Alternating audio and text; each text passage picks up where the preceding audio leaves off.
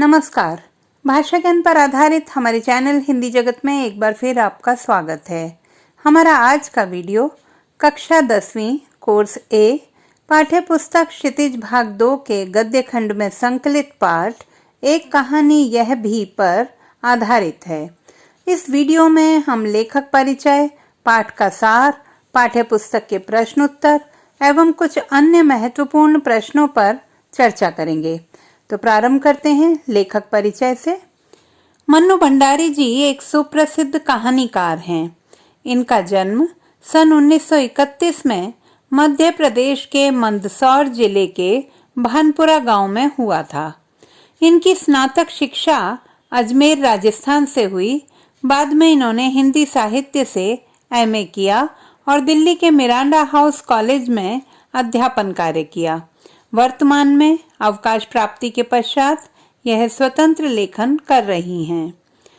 इनकी प्रमुख रचनाओं की बात करें तो इनके प्रमुख कहानी संग्रह हैं एक प्लेट सैलाब, मैं हार गई, यही सच है, त्रिशंकु आदि। प्रमुख उपन्यास हैं आपका बंटी, महाभोज। इन्होंने फिल्मों और टीवी धारावाहिकों के लिए भी लेखन कार्य किया है। एक नजर डालते हैं इन्हें प्राप्त पुरस्कारों पर। मन्नू भंडारी जी को हिंदी अकादमी का शिखर सम्मान प्राप्त हो चुका है। अन्य प्रमुख पुरस्कार हैं राजस्थान संगीत नाटक अकादमी पुरस्कार, भारतीय भाषा परिषद पुरस्कार, उत्तर प्रदेश हिंदी संस्थान पुरस्कार। साहित्यिक विशेषताएं। मन्नू जी का साहित्य प्रेरणा, गतिशीलता, चिंतन और संस्कार का साहित्य है। इनकी रचनाओं में समाज की सड़ी गली परंपराओं के प्रति विद्रोह के स्वर सुनाई देते हैं।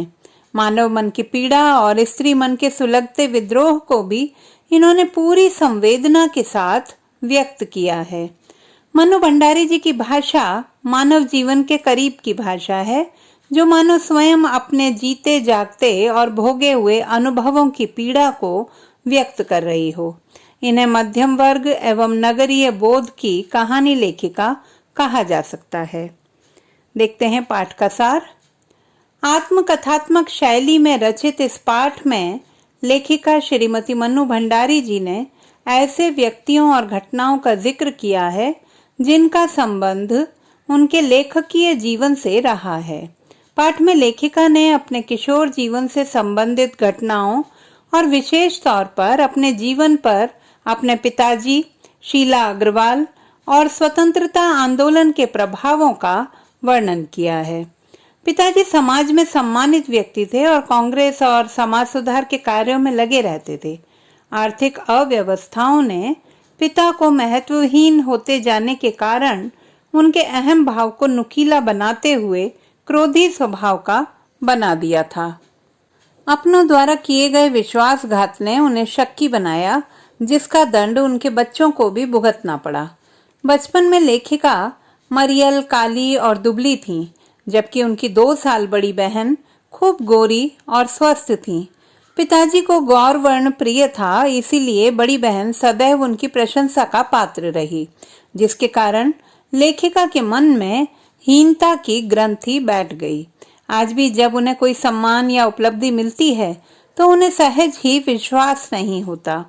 इसके विपरीत माँ एक व्यक्तित्व विहीन एवं अनपढ़ महिला थीं, जो अपने बच्चों की इच्छा और पति की आज्ञा के पालन में ही जुटी रहा करती थीं।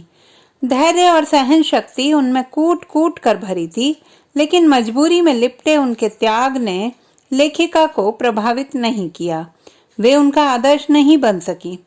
मन्नू अपने 5 बहन भाइयों में सबसे छोटी थी। दोनों बड़ी बहनों की शादी हो जाने और दोनों बड़े भाइयों के पढ़ाई के लिए बाहर चले जाने के पश्चात ही पिताजी का ध्यान उसकी ओर गया। पिताजी लेखिका को रसोई घर से दूर ही रखना चाहते थे। उनके अनुसार रसोई घर में प्रतिभाएं नष्ट हो जाती हैं। वे उन्हें जागरूक नागरिक बनाना चाहते थे। इसीलिए वह घर में आए दिन होने वाली विभिन्न राजनीतिक पार्टियों के जमावड़ों और बहसों का हिस्सा हुआ करती थी। यह 1942 के स्वतंत्रता आंदोलन का दौर था। सन 1945 में 10वीं पास करने के पश्चात फर्स्ट ईयर में जाने पर लेखिका का परिचय हिंदी की प्राध्यापिका शीला अग्रवाल से हुआ, जिन्होंने लेखिका को साहित्यिक रचनाएं पढ़ने का शौक लगाया। इन्हें पढ़कर वह शीला अग्रवाल जी के साथ लंबी लंबी बहस किया करती।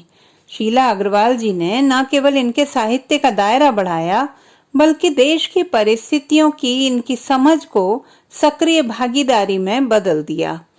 इसके पश्चात लेखिका ने सन 1946-47 की हड़तालों, प्रभात फेरियों आदि में बढ़ चढ़कर भाग लिया। इनके पिता अंतर्विरोधों के बीच जीते थे। वे चाहते थे कि सदैव कुछ विशिष्ट बनकर ही जीना चाहिए। हालांकि उनकी अपनी पुत्री के लिए आजादी की सीमा यहीं तक थी कि वे उनकी उपस्थिति में घर में आए लोगों के बीच उठें, बैठें, जानें, समझें। ऐसे में लेखिका की गतिविधियों के कारण कॉलेज प्रिंसिपल से मिले पत्र को पाकर पहले तो वह बहुत नाराज हुए, परंतु प्राचार्य से मिलकर आने पर उन्हें अपनी पुत्री पर गर्व हुआ। पिता के सारे निषेधों, वर्जनाओं और भय को ध्वस्त करती लेखिका का पिता से टक्कर लेने का जो सिलसिला प्रारंभ हुआ, वह राजेंद्र यादव से शादी तक चलता ही रहा। आइए अब देखते हैं पाठ्य पुस्तक के प्रश्न उत्तर। प्रश्न 1, लेखिका के व्यक्तित्व पर किन किन व्यक्तियों का किस रूप में प्रभाव पड़ा? उत्तर, लेखिका के व्यक्तित्व को मुख्यतः 3 लोगों ने अत्यधिक प्रभावित किया। पिता का प्रभाव। लेखिका के व्यक्तित्व को बनाने बिगाड़ने में उनके पिता का सक्रिय योगदान रहा। उन्होंने न केवल उसे शक्की और विद्रोही बनाया, बल्कि साथ ही उनके मन में हीनता की भावना भी उत्पन्न कर दी थी। हालांकि पिता के कारण ही वह एक प्रबुद्ध व्यक्तित्व की धनी एवं देश और समाज के प्रति जागरूक बन सकी। माँ का प्रभाव। लेखिका की माँ बहुत सहनशील और धैर्यशाली थी। वे पति की हर ज्यादती और बच्चों की हर इच्छा को अपना भाग्य मानती थी। मजबूरी में लिपटे उनके त्याग को लेखिका अपना आदर्श नहीं बना सकी, परंतु इसी कारण पुरुषों की ज्यादती के प्रति विद्रोह का भाव उनके व्यक्तित्व में समाविष्ट हो गया। शीला अग्रवाल का प्रभाव। इनके प्रभाववश लेखिका की साहित्यिक अभिरुचियों और संघर्षशीलता पर व्यापक प्रभाव पड़ा और वे समाज के प्रति अधिक जागरूक होकर स्वतंत्रता आंदोलन में सक्रिय भागीदारी निभाने लगी। इस तरह उनके व्यक्तित्व में संघर्षशीलता और जुझारूपन का समावेश हुआ। प्रश्न 2, इस आत्मकथ्य में लेखिका के पिता ने रसोई को भटियार खाना कहकर क्यों संबोधित किया है? उत्तर, भटियार खाना शब्द के 2 अर्थ होते हैं। पहला, जहां हमेशा भट्टी जलती रहती है। दूसरा, जहां बहुत अधिक शोरगुल रहता है, अर्थात असभ्य लोगों का जमघट रहता है। पाठ के संदर्भ में यह शब्द पहले अर्थ में ही प्रयुक्त हुआ है। पिताजी के अनुसार रसोई घर में सारा दिन खाना पकाने आदि के कार्य में व्यस्त रहने के कारण अन्य कार्यों के लिए समय ही नहीं बच पाता। वे अपने बच्चों को चूल्हे चौके तक सीमित रखना नहीं चाहते थे, बल्कि उन्हें जागरूक नागरिक बनाना चाहते थे। इसीलिए वे रसोई घर की उपेक्षा करते हुए उसे भटियार खाना अर्थात प्रतिभा को नष्ट करने वाला कहते हैं। प्रश्न 3, वह कौन सी घटना थी जिसके बारे में सुनने पर लेखिका को न अपनी आंखों पर विश्वास हो पाया और न ही अपने कानों पर? उत्तर, एक बार लेखिका के आंदोलनकारी व्यवहार से क्रोधित कॉलेज प्रिंसिपल ने उनके खिलाफ अनुशासनात्मक कार्यवाही करने के विषय में उनके पिता को पत्र भेजा। पिता पहले से ही लेखिका के विद्रोही रुख से परेशान थे और उन्हें लगा कि इस लड़की के कारण उन्हें अपमानजनक स्थितियों का सामना करना पड़ेगा। इसीलिए वह बड़े गुस्से में भरकर कॉलेज गए, परंतु कॉलेज में जाकर जब उन्हें पता चला कि उनकी लड़की सभी लड़कियों में अत्यधिक प्रिय है, सारा कॉलेज उसके इशारों पर चलता है, तो पिता का सीना गर्व से फूल उठा और उन्होंने प्राचार्य को उत्तर दिया, यह आंदोलन तो वक्त की पुकार है, इसे कैसे रोका जा सकता है? स्वयं पर पिता के गर्व को देखकर तथा पिता के मुंह से निकले इन शब्दों को जानकर लेखिका को न अपनी आंखों पर विश्वास हो पाया और न ही अपने कानों पर। प्रश्न 4। लेखिका की अपने पिता से वैचारिक टकराहट को अपने शब्दों में लिखिए। उत्तर। लेखिका और उसके पिता के विचारों में कभी सामंजस्य नहीं हो पाया। पिता लेखिका को देश समाज के प्रति जागरूक तो बनाना चाहते थे, परंतु उसे घर तक ही सीमित रखना चाहते थे, जबकि लेखिका अपनी भावनाओं को प्रकट करते हुए देश की स्वतंत्रता में सक्रियता से भाग लेना चाहती थी। लेखिका के मन में युवा उन्माद था, परंतु पिता को हाथ उठाकर नारे लगाती, हड़तालें करवाती, लड़कों के साथ शहर की सड़कों पर जुलूस निकालती लड़की बर्दाश्त नहीं थी। यही उन दोनों के बीच परस्पर वैचारिक टकराहट का कारण बना। प्रश्न 5। इस आत्मकथ्य के आधार पर स्वाधीनता आंदोलन के परिदृश्य का चित्रण करते हुए उसमें मन्नू जी की भूमिका को रेखांकित कीजिए। उत्तर। सन 1942 से 1947 तक का समय स्वतंत्रता आंदोलन का समय था। यह वह समय था जब पूरे देश में देशभक्ति का ज्वार पूरे यौवन पर था। जगह जगह हड़तालें हो रही थीं, प्रभात फेरियां निकल रही थीं, जलसे हो रहे थे, जुलूस निकाले जा रहे थे, सारी मर्यादाएं टूट रही थीं, नियमों की खुलेआम धज्जियां उड़ रही थीं। ऐसे वातावरण में लेखिका मन्नू भंडारी भी पीछे नहीं रही। उनका उत्साह, संगठन क्षमता और विरोध करने का तरीका देखते ही बनता था। अपने पिता की इच्छा के विरुद्ध जाकर उन्होंने सड़कों पर घूम घूम कर नारेबाजी की, भाषण दिए, हड़तालें की, जल से जुलूस किए। उनका प्रभाव इतना अधिक था कि उनके संकेत मात्र से ही लड़कियां कक्षाएं छोड़कर मैदान में एकत्रित हो जाती और नारे लगाने लगती थी। इस आधार पर हम कह सकते हैं कि उन्होंने स्वतंत्रता आंदोलन में सक्रिय रूप से भाग लिया। प्रश्न 6। लेखिका ने बचपन में अपने भाइयों के साथ गिल्ली डंडा और पतंग उड़ाने जैसे खेल भी खेले, किंतु लड़की होने के कारण उनका दायरा घर की चार दीवारी तक सीमित था। क्या आज भी लड़कियों के लिए स्थितियां ऐसी ही हैं या बदल गई हैं? अपने परिवेश के आधार पर लिखिए। उत्तर।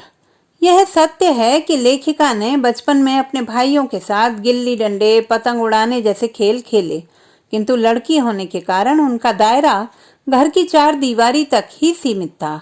महानगरों में बच्चे गुल्ली डंडा भूल गए हैं। खेलने कूदने के शौक भी टीवी देखने या कंप्यूटर चलाने में बदल गए हैं। साथ ही लड़कियों का दायरा भी घर की चार दीवारी तक सीमित नहीं रहा है।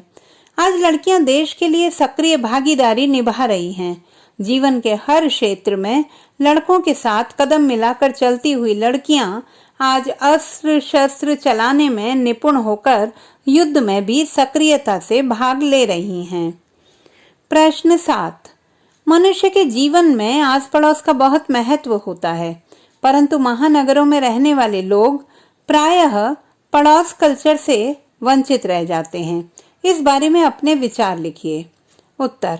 पड़ोस कल्चर वास्तव में सामाजिक जीवन की शक्ति होता है। किसी आकस्मिक मुसीबत में पड़ोसी ही काम आते हैं, परंतु वर्तमान स्थिति इस विचार के विपरीत है। बड़े शहरों के लोग अपने घरों में बंद रहने के कारण प्रायः पड़ोस कल्चर से वंचित रह जाते हैं। वे अपनी दिनचर्या का कुछ भी समय पास पड़ोस के साथ नहीं बिताते, इसीलिए उनके आचार विचार, भाषा, रहन सहन से भी वे परिचित नहीं हो पाते। आस पड़ोस के उत्सव संस्कारों में सम्मिलित न होने के कारण वह सांस्कृतिक विविधता को अनुभूत करने से भी वंचित रह जाते हैं। बड़े तो बड़े, बच्चे भी करियर की दौड़ में स्व केंद्रित होने लगे हैं। आज वह दूसरों के सुख दुख में भी सम्मिलित होने से कतराता है।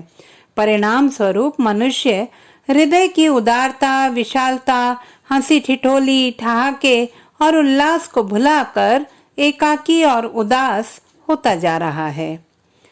आइए अब बात करते हैं परीक्षा की दृष्टि से उपयोगी कुछ अन्य महत्वपूर्ण प्रश्नों की। प्रश्न 1। लेखिका किन साहित्यकारों के साहित्य को पढ़कर उनसे प्रभावित हुई थी? उत्तर। लेखिका प्रेमचंद, जैनेन्द्र, अज्ञेय, भगवती चरण वर्मा, यशपाल आदि साहित्यकारों की प्रमुख रचनाएं पढ़कर उनसे प्रभावित हुईं। विशेष रूप से जैनेंद्र की लेखन शैली ने उन्हें बहुत अधिक प्रभावित किया। उनके छोटे छोटे वाक्यों से युक्त भाषा शैली लेखिका को बहुत पसंद आई। उनका उपन्यास सुनीता उन्हें बहुत अच्छा लगा। अज्ञेय जी का शेखर एक जीवनी और नदी के द्वीप उपन्यास की मनोवैज्ञानिक शैली ने लेखिका को अत्यधिक प्रभावित किया। प्रश्न 2, शीला अग्रवाल कौन थी? उनका मन्नू पर क्या प्रभाव पड़ा? उत्तर, शीला अग्रवाल मन्नू भंडारी के कॉलेज में प्राध्यापिका थी। वह बहुत जागरूक, क्रांतिकारी, जोशीली और विचारशील महिला थी। उनके विचारों से प्रभावित होकर ही मन्नू भंडारी के जीवन में भी सामाजिक जागरूकता आ गई थी। प्रश्न 3, लेखिका मन्नू भंडारी के मन में उपजी हीनता की ग्रंथि का क्या दुष्परिणाम हुआ? पठित पाठ के आधार पर बताइए। उत्तर, लेखिका मन्नू भंडारी के मन में उपजी हीन ग्रंथि का दुष्परिणाम यह हुआ कि वह स्वयं को हीन मानने लगी। यहाँ तक कि उन्हें पुरस्कार, सम्मान आदि मिलने पर भी उन्हें ऐसा लगता रहा कि ये सब उपलब्धियां उनकी अपनी नहीं हैं। उनका आत्मविश्वास पूरी तरह नष्ट हो गया। प्रश्न 4, पाठ 1 कहानी यह भी आपको क्या संदेश देता है? उत्तर, एक कहानी यह भी नामक आत्मकथा हमें संदेश देती है कि जन आंदोलनों पर केवल पुरुषों का ही अधिकार नहीं है, स्त्रियों की भी इसमें बराबर की भागीदारी होनी चाहिए। सत्य और स्वतंत्रता के मार्ग पर हमारे प्रियजन भी हमारे मार्ग के बाधक हो सकते हैं। हमें उनसे संघर्ष को टालते हुए स्वतंत्रता की राह नहीं छोड़नी चाहिए। हम चाहकर भी अपनी परंपराओं, पूर्वजों और अतीत से दूर नहीं रह सकते। ये किसी न किसी प्रकार हमारे व्यक्तित्व को प्रभावित करते ही हैं। प्रश्न 5, रगों में लहू की जगह लावा बहने की बात से लेखिका का क्या आशय है? उस परिस्थिति में मनुष्य की मनोदशा कैसी हो जाती है? उत्तर, रगों में लहू की जगह लावा बहने की बात से लेखिका का आशय है पूरी तरह जोश से भर उठना। ऐसी परिस्थिति में मनुष्य किसी प्रकार की रोक टोक को स्वीकार नहीं करता। वह जिस काम का बीड़ा उठा लेता है उसके लिए सारी सीमाएं तोड़कर भी उसे पूरा करके ही दम लेता है। उस समय उसके मन का सारा भय समाप्त हो जाता है। प्रश्न 6, माँ के साथ लगाव होने के बावजूद लेखिका उनके त्याग और सहिष्णुता को अपना आदर्श क्यों नहीं बना सकी? उत्तर, लेखिका को माँ के साथ लगाव उनके प्रति सहानुभूति के कारण उत्पन्न हुआ था। अपने बच्चों की हर उचित अनुचित जिद को पूरा करना उनकी विवशता बन गई थी। पिताजी के अनुचित व्यवहार के प्रति उनकी सहिष्णुता में भी उनकी असहायता की ही झलक मिलती है। उनकी इस मजबूरी और असहायता को लेखिका के विवेक ने कभी स्वीकार नहीं किया। इसी कारण माँ के साथ लगाव होने के बावजूद वे उन्हें अपना आदर्श नहीं बना सकी। तो बच्चों, यह थे गद्य पाठ 1 कहानी यह भी पर आधारित पाठ का सार, पाठ्य पुस्तक के प्रश्न उत्तर और अन्य महत्वपूर्ण प्रश्न उत्तर। आशा करती हूँ कि यह वीडियो पाठ को समझने एवं परीक्षा हेतु उपयोगी सिद्ध होगा। इसी पाठ के बहुवैकल्पिक प्रश्नों हेतु हमारा अगला वीडियो देखना न भूलें। भाषा संबंधी किसी भी समस्या के समाधान हेतु बने रहिए सुनीता भटनागर हिंदी जगत के साथ। आपका दिन शुभ हो।